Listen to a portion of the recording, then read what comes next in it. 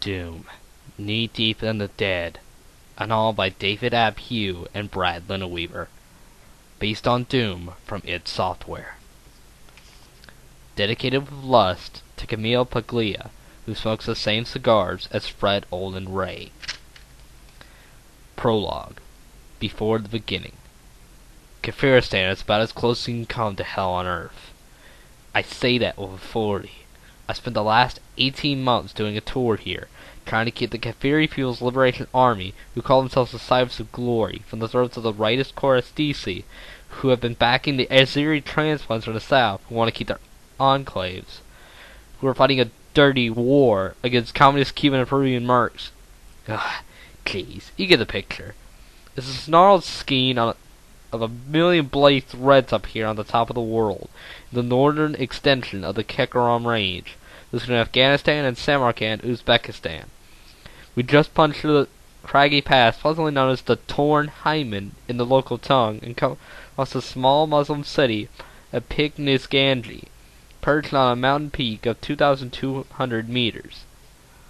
I stared in horror. Even 18 months of picking it up after the Cypher Glory and their shining path buddies didn't prepare what was left of Piknisganji. It was a botched canvas, severed limbs and hollowed-out trunks. Eaten out by animals, I prayed.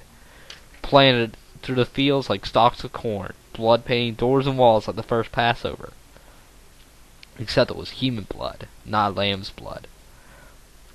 Corporal Flynn Taggart, Fox Company, 15th Light Drop Infantry Regiment, United States Marine Corps, 888-233-9912. Everyone calls me Fly, except when they're pissed. Fox crept through the town, hell-shot, trying without much success to count body parts and make a reasonable KIA guess. Fog or an evil cloud rolled across the mountaintop, shrouding the sprightly red decoration and muffling our footsteps. It was like we walked along a cotton corridor, tripping over gruesome reminders that war, especially the virulent hatred of one tribe for another, throws men back to pre-bronze, pre-agricultural slavery. I wondered how many victims were killed by the victor's bare hands. Something moved in the mist. A shadow, a shape, nothing more. Gunnery Sergeant Gofor froze us with a light hiss. Fox is damn well trained, even for the light drop. Gates stopped next to me. He touched my arm, silently pointing to left and right. I saw immediately. Whatever the shapes were, they surrounded us from 8 o'clock to 4 o'clock. We might be able to retreat, but we couldn't flank. I watched the gunny. Arlene Sanders was whispering something in his ear. She was our scout, the lightest of the light drop. Private First Class Sanders could fade into the night so not even a werewolf could sniff her out. My best buddy. She might have been more. Once we had... No. We were buddies. We didn't want to talk about that night. Anyway, she had Dodd, and I don't separate bookends. Arlene backed away, back past me, throwing me a wink as she vanished.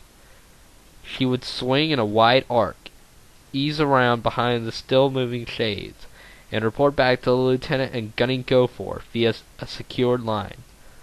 I'd find out soon enough. I hadn't moved, and neither had the rest of us. I could barely hear Bill breathing next to me, and I couldn't hear Dodd or Steele at all. If we were lucky, maybe the dinks wouldn't even know we were here. They'd just pad right on by. Then Lieutenant Beelzebub came running up, demanding, "What the hell is going on?" in his normal speaking voice, an irritating whine. The lieutenant's name was Weems, actually. I just call him Beelzebub because he's a fat, sweaty heathen always surrounded by a swarm of gnats. They like to taste of his perspiration. The dinks froze suddenly as we had. No longer moving, they vanished into the swirling gray. We had just lost whatever surprise we had. Lost our best chance to get out of this encounter without a shot fired. And all because a buffoon who had been a first lieutenant for 3 years now couldn't figure out it was a Medusa drill. One of them moved. Then another. They moved singly, here and there, and we no longer had a clue where the mass of them was. Weems began to panic. We'd all seen it before. "Aren't you going to take them out?" he asked Goforth, who was frantically putting his finger to his lips. "Somebody should take them out." Goforth put his hand to his ear. He was listening to Arlene's report, trying to stifle the lieutenant with his other hand. But Weems saw a ghost to his left, a specter to his right. We were surrounded. In Weems' mind, I use the term loosely, they were Indians. We were the 7th Cavalry, and he was Custer. "The lieutenant isn't going to stand for this," snapped the lieutenant.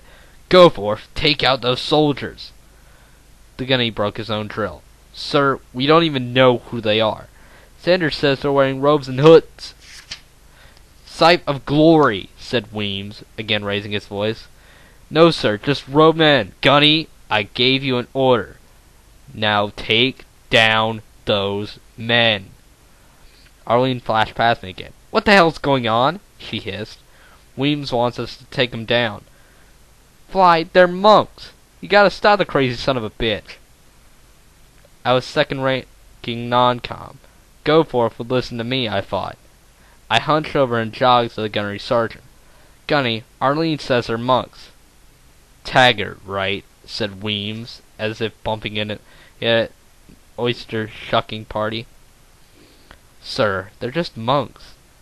"Do you know that for sure?" "Does anyone know that for sure?" Sanders said. Sanders said. Does Sanders have to deal with Colonel Brinkle every week?"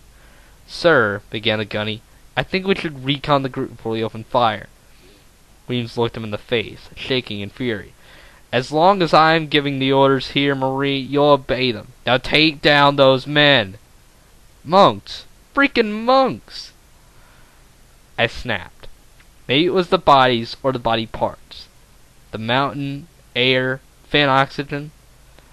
A gut full of Weems, Arlene's frightened, incredulous stare, the way Goforth's jaw set and he turned to give the order. A 20-year man. He wasn't going to throw it away over a bunch of lousy religious dinks. But suddenly it occurred to me that if Weems were lying face down in the deep muddy, he wouldn't be giving no orders. Then we could let the damn monks disappear and nobody would be the loser. "Excuse me, sir," I said, tapping the Louis on the shoulder. He turned, and I Georged him. Full body swing. Came out of Orlando, where I grew up. Picked up speed over Paris Island, hooked in a theater stand, and turned off the lights of Mr. Lieutenant Weems in Picnic Gansey. Alas, they only flinched. Power was restored. The dork didn't have a glass jaw. Have to give him that. Weems sprawled messily in the mud, and a couple of the boys were on me like monkeys on a tree. Weems flopped for a bit like a giant spider, then found his hands and knees. He glared at me for a moment, an evil smile cracking his face. "Later," he said. Then he turned back to Goforth. "That doesn't mean crap, gunnery sergeant. Now take down those men, or you're gonna frag me instead." Goforth looked at me, looked at Weems, looked at the ground. Then he clicked his M92 to rock and roll and quietly said, "Fox, take down those men." I closed my eyes, listening to powder hiss, bullets crack, and the metal clang of receivers sliding back and home. The screams of the dying, the shouts of the victors. I smelled the smoke from the smokeless powder, the primer, fresh blood. "I'm in hell," I remember thinking.